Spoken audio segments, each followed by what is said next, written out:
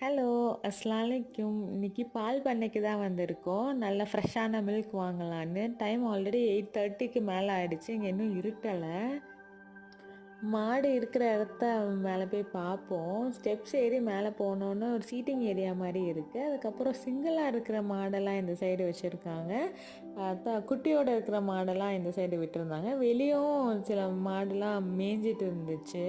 மாடு சொரியறதுக்கு மிஷின் வச்சுருந்தாங்க. அதுவும் கரெக்டாக அங்கே போய் சொரிஞ்சிட்டு இருந்துச்சு. அதை ரெட் கலரில் வேக்கம் கிளீனர் மாதிரி வச்சுருந்தாங்க. அது ஆட்டோமேட்டிக்காக அதை போடுற சாணிலாம் க்ளீன் பண்ணிவிடும்.